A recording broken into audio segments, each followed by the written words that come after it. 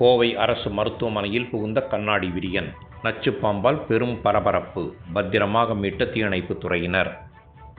கோவை துடியலூர் அரசு ஆரம்ப சுகாதார நிலைய மருத்துவமனை வளாகத்திற்குள் இன்று திடீரென புகுந்த நச்சுத்தன்மை கொண்ட கண்ணாடி விரியன் பாம்பால் அங்கு சிகிச்சை பெற்று வந்த நோயாளிகள் மற்றும் பணியில் இருந்த மருத்துவ ஊழியர்கள் மத்தியில் பதற்றமும் பரபரப்பும் தொற்றிக்கொண்டது. வழக்கம் போல் பரபரப்பாக இயங்கிக் கொண்டிருந்த மருத்துவமனையின் ஒரு பகுதியில் திடீரென இந்த நச்சுப்பாம்பு ஊர்ந்து வந்ததைக் கண்ட அங்கிருந்தவர்கள் சுதாரித்து கொண்டு உடனடியாக தீயணைப்பு மற்றும் மீட்பு பணிகள் துறைக்கு தகவல் கொடுத்தனர்.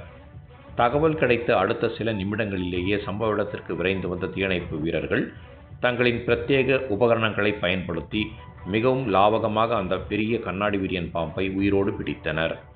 நல்வாய்ப்பாக இந்த சம்பவத்தில் யாருக்கும் எந்தவித பாதிப்போ அல்லது அசம்பாவிதமோ ஏற்படவில்லை என தெரிவித்தனர். பிடிபட்ட பாம்பு பின்னர் பாதுகாப்பாக வனத்துறையினரிடம் ஒப்படைக்கப்பட்டு அடர்ந்த காட்டுப்பகுதிக்குள் விடப்படும் என மீட்புக் குழுவினர் தெரிவித்தனர். அரசு மருத்துவமனை போன்ற பொதுமக்கள் நடமாட்டம் அதிகமுள்ள ஒரு முக்கிய பகுதியில் நச்சுப்பாம்பு புகுந்த இந்த சம்பவம் கோவையில் பெரும் பரபரப்பை ஏற்படுத்தியுள்ளது.